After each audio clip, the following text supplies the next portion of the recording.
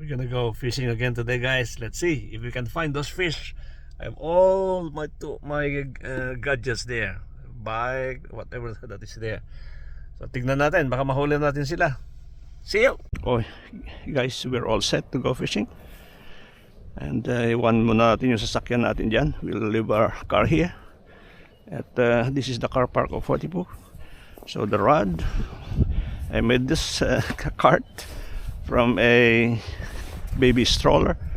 At e-bike ang gamit natin. I will use e-bike to get there to this spot, friends. So time to go. See you. Dati mga friends, dyan ako nangingisda sa rocks na yan.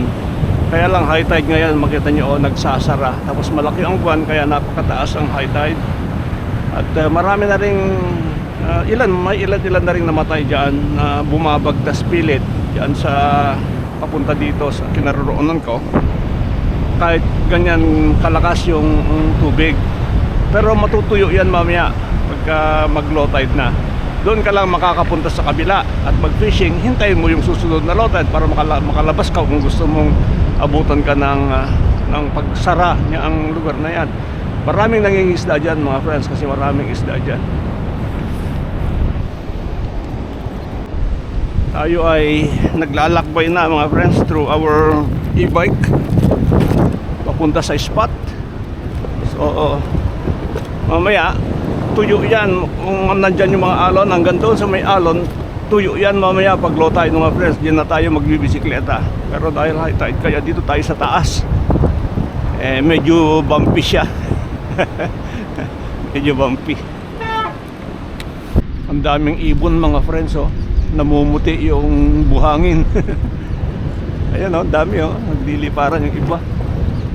Ayan sila. Paliparin ko sila mga friends. Lapitan natin ng konti. Ayan, oh. Ang dami. Dami nila. Ayan, oh. Dami. Kakatuwa.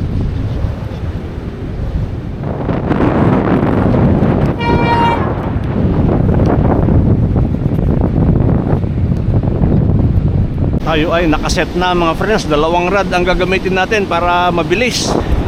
Ganito kalalaki ang hook natin mga friends, kasi malalaki ang isda dito. At malet, banak, at saka pusit ang ating gagamiting pain. At titingnan natin. At tatalian natin mga friends yung mga sinker, kasi malakas ang alon, lakas, saka malakas ang agos dahil malaki ang buwan. So tatalian natin itong mga sinker para hindi agusin, hindi matangay ng agos at saka power ng alon. So kaya tatalian natin siya para kumapit sa buhangin mga friends. Ayan, tatlo yung gagamitin nating 6 ounce ito, 3 ounces itong dalawa. So tignan natin kung kaya niyang pigilan na hindi tangayin ng current yung ng alon yung ating line. So tignan natin. Okay, mamaya ipakikita ko sa inyo kung paano manghuli. At siyempre mga friends, para makalagpas tayo doon sa mga alon na yun, gagamit tayo ng drone. So i-calibrate muna natin para alam ng drone kung nasaan siya. Susundan natin yung nakaguhit doon. So ikot-ikotin natin, tapos itataas daw natin ganyan hanggang sa lumitaw na yung camera. Pag lumitaw na yung camera, alam na niya kung nasaan siya. Ayan, lumitaw na mga friends. Ayan, makikita ko na yung sarili ko dyan, yung sa camera ng drone. Ayan, so okay na siya. Pwede na nating ikabit doon sa bait itong drone.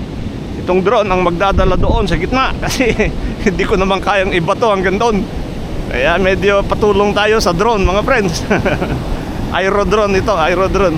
Mura lang ito. Mahal yung mga ibang klase ng drone, pero ito mas sikat kasi latest siya. Tsaka accurate siyang mag-operate. So ayan, naka-ready na mga friends yung drone. Ililipad niya na yan mamaya. Hintayin lang natin yung setting ng controller. So nakakabit itong controller dito sa cellphone ko mga friends, nakakabit. So may app kasi yan. Ayan, ready to fly sabi niya, kaya pwede na nating paliparin. Ayan, umandar na mga friends. Ayan, lilipad na. Ayan. Ayan. Ayun na, sa taas. Dadalhin na niya yung kailangan 20 meters up tayo. So 20 na mga friends, 20 na. Malipad na tayo. Go.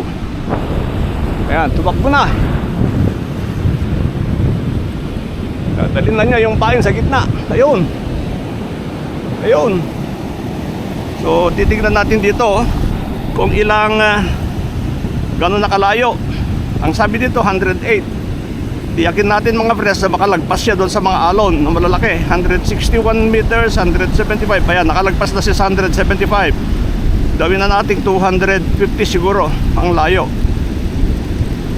Okay, i-drop na natin mga friends. Pipindutin lang natin dito sa likod na to. Ayan, lumitaw na yon, nag-drop na. Kaya papalikin na natin yung drone mga friends. Ito ang pipindutin para bumalik yung drone. Ayan, return to home sabi ng drone. So babalik na yung drone mga friends. Maglalanding kung saan siya lumipad kasi naka GPS yun. Ganon ka high tech ang ang mga drone mga friends. Kasi wala, matanda na tayo, hindi na natin kayang magbato. 70 years old na si Lolo Dads mga friends. Ayan, ayan na yung drone, oh. Bumalik. Maglalanding yan mga friends. Pero hindi ko na siya hahayaang dumapo pa sa buhangin. Sasaluhin ko na. Pwede namang saluhin. Careful lang.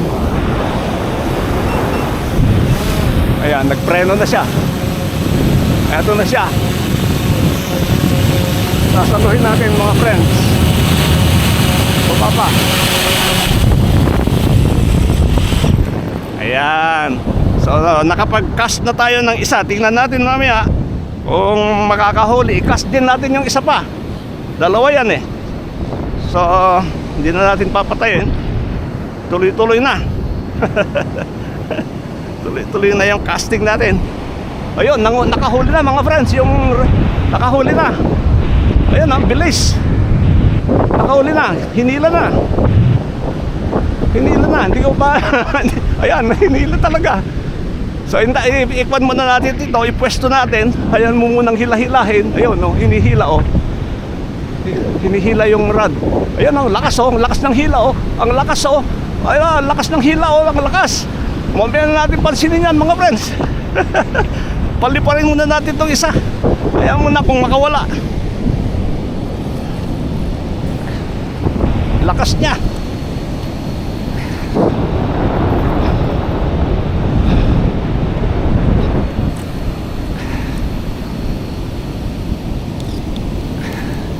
Ayan. Ready. Ayan mo muna yung isda na yun. Bahala siyang maghila. Pag nakawala siya, di benas niya.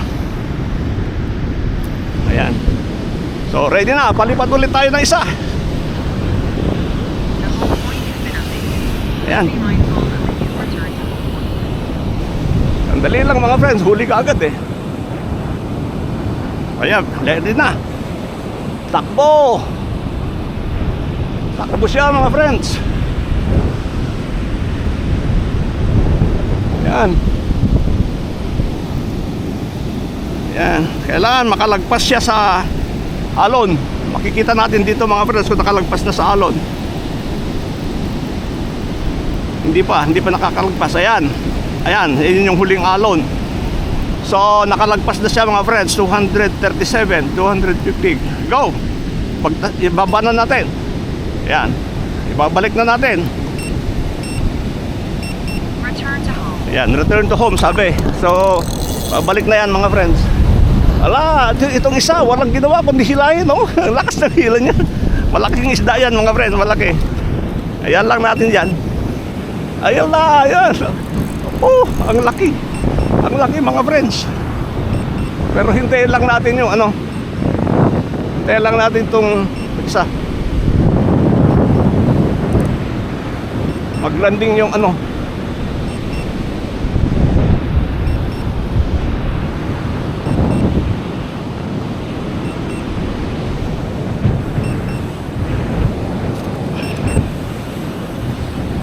Saluhin natin.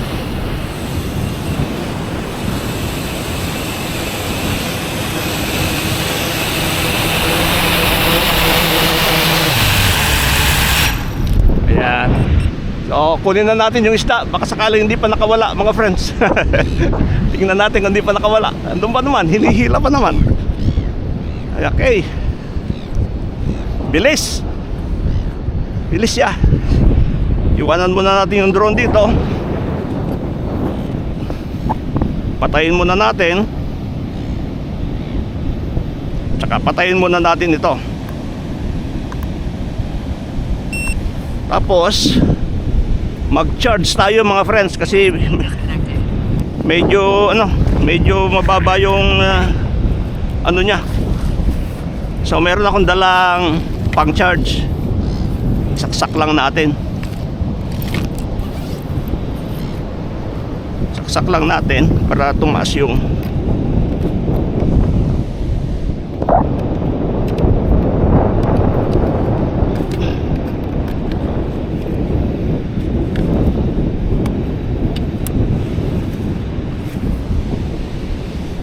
ayan. Kunin na natin mga friends yung isda. Baka sakali nandyan pa. Okay. Patayin ko muna. Mamaya ipakita ko sa inyo kung nakuha ko. Hinihila ko para nilalakad ko mga friends, mabigat. So hinihila ko lang. Maluwang naman itong buhangin na paghihilahan ko. At lumalaban eh. So tignan natin. Ayan, lumalaban eh. Ayan mga friends, kaya naman pala malaki yung napakalakas nung nahuli natin eh, pating.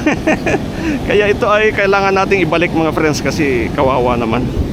Ang mga pating mga friends eh tanga, hindi sila marunong bumalik na kusa. Kailangan tulungan mo sila, ihaharap mo sila doon sa ano, ihaharap mo sila doon sa tubig para lumangoy sila. Pag hindi, wala, mamamatay sila sa pampang. So titignan natin kung matuto siyang lumangoy, pabalik. Ito na yung tubig. Sige. Tignan natin mga friends kung makakalangoy siya. Hindi pa, mababaw. Ayan, ayan. Kailangan iharap natin dyan sa alon.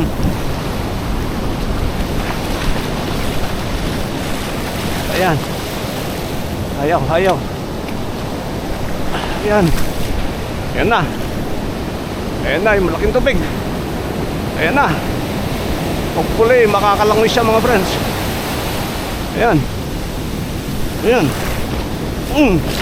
Langoy, langoy, langoy. Ayan, bumalik na. Nakalangoy yata. Nakalangoy mga friends. Ayan, bumalik na. Langoy. Ayan. Nakabalik. Success. Success. Ayun, nakahuli ulit tayo mga friends. Hinihila yung ating rod, oh. Hinihila yung ating rod. Nakahuli ulit tayo.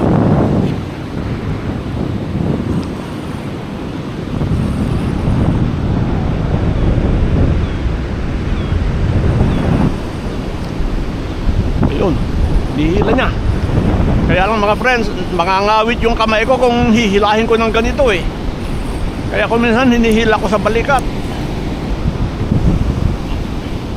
Kasi 250 meters away ang distance niya mga friends eh. Nilagpasan ko yung malalaking alon. So hihilahin natin patras. Talagang ganun talaga ang kung malayo.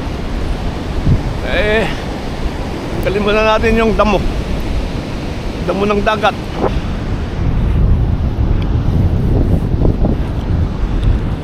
Yan yung aking bisikleta. Yan yung aking lalagyan ng mga mahuhuli. Kaya patras tayo mga friends. Sumatras tayo para papahila. Kasi mabigat eh. Masakit sa kamay. sa braso. Kaya hinihila na lang natin patras. Medyo matagal-tagal din to mga friends, kaya tsaga-tsaga lang.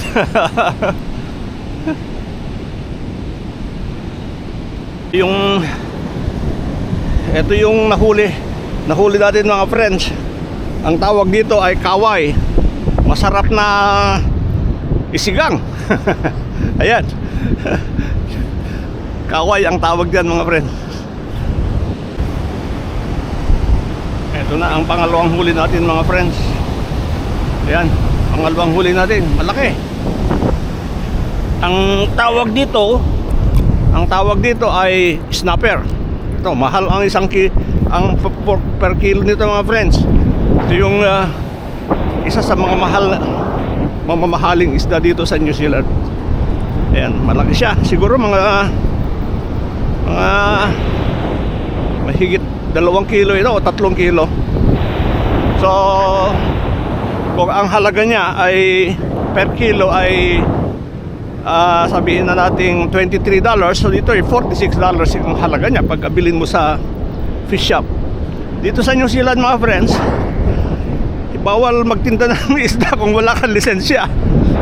Kaya pagka ibinibigay ko lang sa mga kakilala sa church. Ginagawa kong pagkain namin pagka yung potluck, ganon. So huli siya. Ilagay muna natin dito sa timba. Pag mamaya na natin sila ilagay doon sa yelo. Mahirap nga lang tanggalin ko minsan, kumakapit.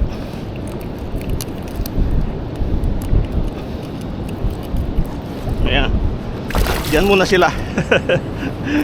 Kakadalawa na tayo mga friends, 3. Pero binalik natin yung isa kasi shark. Mga friends, nakahuli na naman yung ating isang rod. Pero mamaya na natin hilahin yan. Ayun hinahaltak. Mamaya natin hilahin yan. So hiyayos muna natin yung isa paliparin. Ito na yung pangatlong huli natin mga friends. Snapper ulit. Malaki siya Ito siya malaki siya.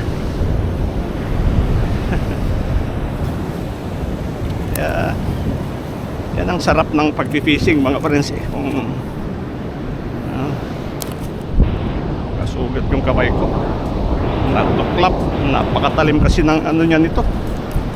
Napakatalim ng kanyang mga kasukasuan. Yun,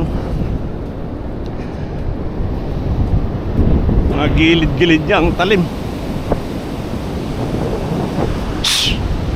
Yung mga ibon mga friends, kakainin nila yung pain ko. Yung problema, pag nilulun nila, patay sila. Kaya kailangan mabugaw sila Ayan, malaki.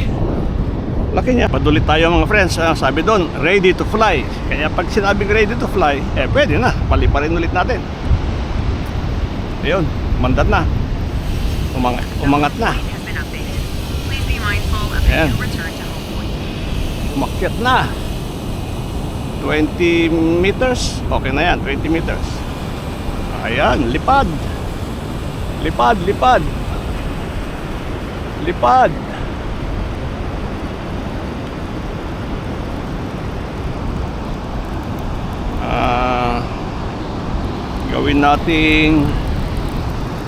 Gawin nating 200 feet. Ayan, nakalagpas na siya sa sa alon. 200 feet. Ayan, okay na yan. Drop. Ayun, nakadrop na. Para makadrop, itim yun mga friends. Yan, babalikin na natin. Ito ang pipindutin pagpabalik. Ayan, sabi nga return to home. Babalik na siya.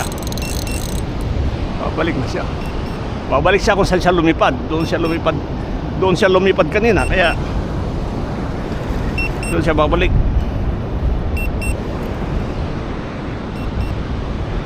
Tinuruan ako ng apo ko para gumamit dito mga friends, kasi hindi ko naman alam aralin lahat.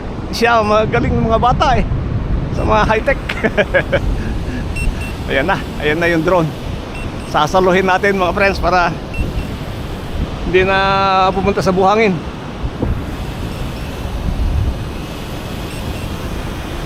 O dito lumipad kanina eh. So dito siya bababa. Nag-iingat siya kapag malapit na siya sa lupa. Hello! Yan, patay na mga friends. Dali na natin sa kanyang stasyon. Ito ang kanyang stasyon. Papatong muna natin dito. Tsaka natin patayin para hindi naka-on at magre-reklamo kapag iingay kapag napabayaan mong hindi patayin. So, i-charge natin yung cellphone mga friends kasi medyo mahina na yung battery niya yata. 72. Pwede pa pero i-charge na natin. Ayan. Dalawa yung kubagat mga friends. Isang kaway at saka isang snapper. Kaya pala medyo mabigat hilahin kasi dalawa yung kumagat. Ang lalaki oh. Yan ang kaway. Ito ang snapper. Yan, laki oh.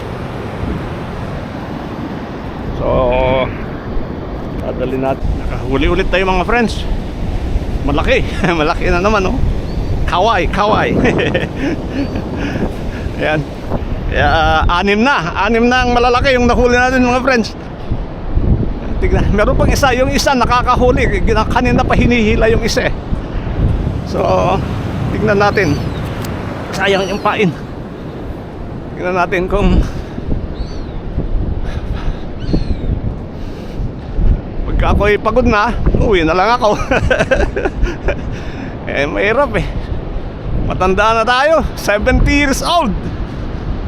Kaya i-enjoy lang natin yung buhay natin mga friends. At trabaho, fishing. Yan, kaya masaya ang buhay basta malakas ka. Kahit matanda ka, marami ka pa rin magagawa sa buhay mo, di ba? Tulad niyan. Iniligay ko sa dito yung ibang isda mga friends kasi para hindi sila may yelo siya.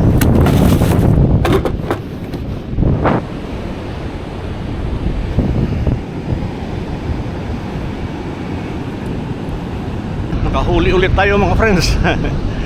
Dalawa itong gumagat, malalaki. Ako, bigat ng karga ko ngayon sa bisikleta. Di bale, meron na bang akong cart.